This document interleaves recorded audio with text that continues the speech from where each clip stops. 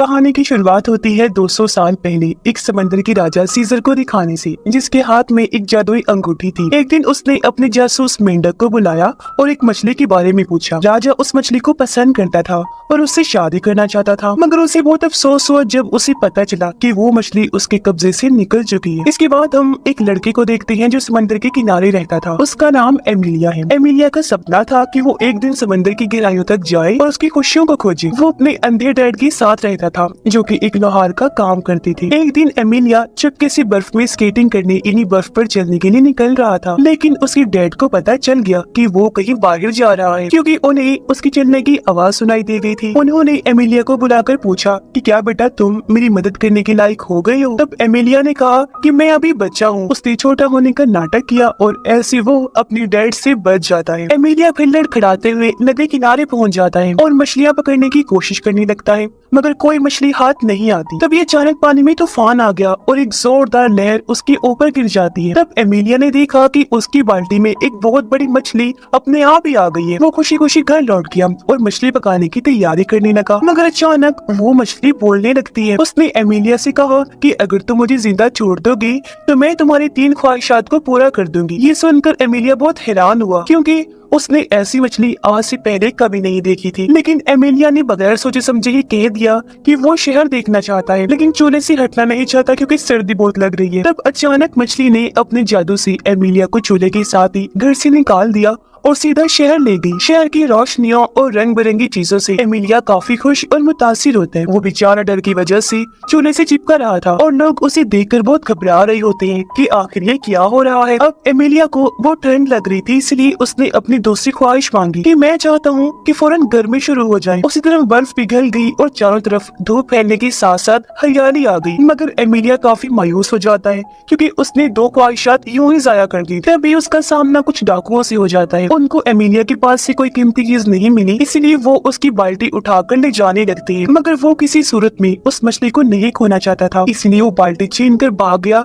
और मछली को दरिया में फेंक देता है। मगर कुछ ही देर बाद डाकुओं ने उसे फिर से कैद करके एक पेड़ से लटका दिया। कुछ देर बाद वो दरिया किनारे से एक लड़की को आते हुए देखता है। उस लड़की ने एमिलिया को आजाद किया, तो वो दरिया के पास भागकर मछली को ढूंढने चला जाता है, लेकिन अफसोस कोई फायदा नहीं होता। उसे मछली नहीं मिलती, तो अब वो अपनी तीसरी ख्वाहिश भी पूरी नहीं कर सकता था। फिर उस लड़की ने एमिलिया को अपना नाम बताया कि मेरा नाम मैजिक पाइक है। उसकी आवाज सुनकर एमिलिया पहचान लेता है कि यही वो मछली है। अब एमिलिया ने उसका स्कार्फ चुरा लिया ताकि वो भाग न सके और अपनी तीसरी ख्वाहिशात मांगने को तैयार हो जाता है। एमिलिया की तीसरी ख्वाहिश बहुत बड़ी थी। उसने कहा कि वो रशिया के राजा की बेटी राजकुमारी से शादी करना चाहता है, जबकि उधर राजकुमारी इंग्लैंड के प्रिंस के साथ थी जो उसे कीमती तोहफे देकर खुश करने की कोशिश कर रहा था। उसने राजकुमारी को एक ऐसा बाजा दिखाया जो कि अपने आप ही बजता था, लेकिन असल में बाजे के अंदर एक बोना आदमी उसे बजा रहा था, पर सबको लगता था कि जैसे ये खुद बजता है। जल्दी ही एमिलिया और पाइक भी राजा के महल में पहुँच गए और उनकी बातें सुनने लगती है। राजा उस प्रिंस को पसंद नहीं करती थी। उन्होंने प्रिंस को नीचा दिखाने के लिए कहा कि ये बाजा कुछ नहीं है, मैंने तो एक ऐसी बिल्ली देखी है जो गाना गाती है, और लोग उसका गाना सुनकर खुद ब खुद डांस करने लगते हैं। तब प्रिंस कहता है सच,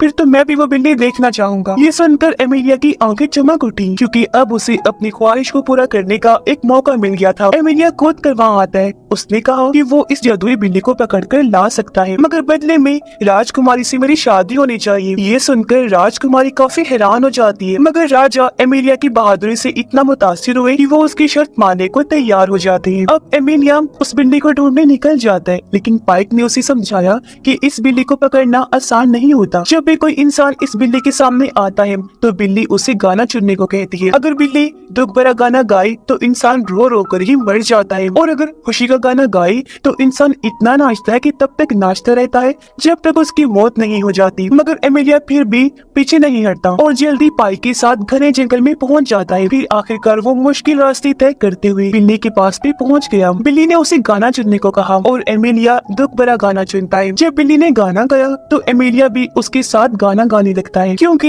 ये वही गाना था जो बचपन में उसकी माँ उसे सुनाया करती थी। बिल्ली ने देखा कि एमिलिया को इस गाने से कोई असर नहीं हो रहा, तो बिल्ली रोने लगती है और आखिरकार उसके साथ चलने को तैयार हो जाती है। पाइक को भी सीजर का जादुई मेंढक मिला, जिसने उसे कहा कि चलो मेरे साथ, क्योंकि शादी की तैयारियां हो चुकी है। ये देखकर एमिलिया को कुछ समझ नहीं आती। तब पाइक एमिलिया को बताती है कि एक वक्त था जब सीजर ने मुझे शिकारी के जाल से बचाया था, इसलिए मुझ पर उसका कर्ज है और अब सीजर बदले में मुझसे शादी करना चाहता है, मुझे मजबूर कर रहा है। खैर एमिलिया और बिल्ली शाही महल पहुंच गई, जहाँ प्रिंस राजकुमारी का हाथ मांग रहा था, मगर उसी वक्त एमिलिया बिल्ली के साथ अंदर दाखिल हो जाता है। बिल्ली ने गाना शुरू किया और सब लोग अपने आप ही नाचने लगते हैं। राजा एमिलिया को हुक्म देता है कि वो बिल्ली को दूर ले जाए। राजा उसकी बहादुरी से मुतासिर होकर उसकी शर्त मानने को तैयार हो जाते हैं, मगर राजकुमारी शर्त पूरी होने के बाद भी एमिलिया जैसे आम इंसान से शादी नहीं करना चाहती थी, इसीलिए उसने एमिलिया को एक और मुश्किल टास्क देने का फैसला किया। राजकुमारी रात को अपनी मरी हुई माँ की आत्मा से मिली। उसकी माँ की आत्मा एमिलिया के लिए उसे मुश्किल काम बताती है। अगली सुबह प्रिंस राजा को मुतासिर करने के लिए अपना नया जादुई जूसर दिखाता है। इसके अंदर भी एक बोना आदमी था जो फ्रूट्स और सब्जियों का जूस बनाकर बाहर निकालता था। और अब इस अनोखे जादुई जूसर को देखकर किंग काफी हैरान हो जाते हैं। इसी दौरान राजकुमारी भी वहाँ आ जाती है और अपनी अगली शर्त रख देती है। उसने कहा कि मुझे एक जादुई कपड़ा चाहिए जो टेबल पर रखते ही कोई भी खाने की चीज फौरन हाजिर कर दे। ये सुनकर किंग एमिलिया को बुलाता है और उसे इस कपड़े की तलाश का जिम्मा दे देता है। जल्द ही एमिलिया और पाइक इस जादुई कपड़े की तलाश में निकल जाते हैं। रास्ते में पाइक ने एमिलिया को बताया कि ये जादुई कपड़ा दो भाइयों के पास है। थोड़ी देर बाद वो एक छोटी सी झोपड़ी पर रुके और वहाँ रहने वाले बाबा जी से थोड़ा खाना मांगते हैं। बाबा उन्हें थोड़ा सा खाना दे देते हैं, ये कहते हुए कि इस बार फसल अच्छी नहीं हुई, इसीलिए बेटा ज्यादा खाना नहीं है, माफ कीजिएगा। ये सुनकर एमिलिया देखता है कि ये लोग कितने मुश्किल वक्त से गुजर रहे हैं और उसका दिल उनके लिए पिघल जाता है। मगर पाइक ने बाबा और उसकी वाइफ के प्यार और वफादारी की तारीफ की। वो कहती है कि आप दोनों एकदम सुई और धागे की तरह हैं, जो एक दूसरे को पूरा करते हैं, मुकम्मल कर देते हैं। फिर वो दोनों काफी देर तक चलने के बाद पत्थरों के शहर पहुंच जाते हैं, जहाँ दो आदमी लगातार खाते जा रहे थे। ये वही भाई थे जिनके पास कपड़ा था। वो दोनों खा कर अपनी जिंदगी से तंग आ चुकी थी और चाहती थी कि कोई आए और ये कपड़ा हमसे ले जाए। एमिलिया ने उनके पास जाकर कपड़ा चुराने की कोशिश की, मगर दोनों भाई उस पर नारियल से हमला कर देती है और उसे मार कर उन्होंने बेहोश कर दिया। फिर पाइक उनके पास जाकर उनसे पानी मांगती है। जब उन्होंने पानी में अपनी परछाई देखी तो उन्हें बहुत अफसोस हुआ। वो याद करती है कि वो पहले बहादुर सिपाही हुआ करती थी जो तुर्की के सुल्तान का मुकाबला करती थी, मगर अब वो इतने मोटे हो चुके हैं कि उनके लिए चलना भी मुश्किल हो गया है। तो वो पाइक को कपड़ा ले जाने देती है, मगर आखिरी वक्त पर उनका इरादा बदल जाता है। पाइक एक बहुत चालाक लड़की थी। वो तेजी से कपड़ा और एमिलिया दोनों को लेकर वहाँ से फरार हो जाती है। जब एमिलिया को होश आता है तो वो अपनी होने वाली वाइफ राजकुमारी के लिए फूल तोड़ता है। पाइक उसे समझाने की कोशिश करती है कि राजकुमारी तुम्हें जान से मारना चाहती है और तुम हो कि उसके प्यार में इतना पागल हो रही हो, मगर एमिलिया उसकी बात सुनने को तैयार ही नहीं था। उसने पाइक को राजकुमारी के लिए लिखी हुई अपनी पोएट्री शायरी सुनाई, जिसके आखिर में वो उसे शादी के लिए प्रपोज करेगा। इस पोएट्री ने पाइक के दिल को छू लिया। उसने देखा कि एमिलिया कितने जज्बात से भरा हुआ है और वो राजकुमारी से कितना प्यार करता है। वो उस पोएट्री में इतनी खो गई कि उसने शादी के लिए हाँ कह दिया। लेकिन तभी पाइक ने खुद को कंट्रोल किया और वो ख्यालों से बाहर आ गई। उसने कहा कि तुम्हें किसी और से शादी करनी चाहिए, ना कि उस घमंडी नकचड़ी राजकुमारी से। अब जब वो कपड़ा लेकर शहर पहुंची तो किंग और राजकुमारी को भी खबर मिल जाती है कि एमिलिया कपड़ा लेकर वापस आ गई है। वो दोनों फौरन चौराहे पर पहुंची। उन्होंने देखा कि एमिलिया सारे शहर वालों को मुफ्त का खाना बांट रहा था। उस कपड़े की मदद से उसकी इस काम ने शहर में खुशियां फैला दी। सबने एमिलिया की दिल से बहुत तारीफ की। फिर राजकुमारी कहती है कि वो एमिलिया से शादी करने को तैयार है, मगर उसकी आखिरी शर्त ये है कि एमिलिया को मेरी मरी हुई माँ की आत्मा से हमारी शादी की इजाजत लेनी होगी। एमिलिया फिर से इस शर्त को पूरा करने के लिए तैयार हो जाता है। रात को पाइक ने उसे मरी हुई लोगों की दुनिया में जाने का रास्ता बताया, लेकिन उसने एमिलिया को अलर्ट भी किया कि आज तक कोई भी वहाँ से वापस नहीं आया। मगर एमिलिया फिर भी अपनी बात पर डटा रहता है। रास्ते में वो दोनों एमिलिया के डैड से मिलते हैं, मगर एमिलिया छुप रहा था ताकि उसके डैड को पता न चल जाए कि वो यहाँ है। इस दौरान उसके डैड ने पाइक के सामने एमिलिया के बारे में सब अच्छी बातें कही। जल्दी उन्हें एहसास हो गया कि एमिलिया भी यही है और उन्होंने उसे आवाज लगाकर बुला लिया।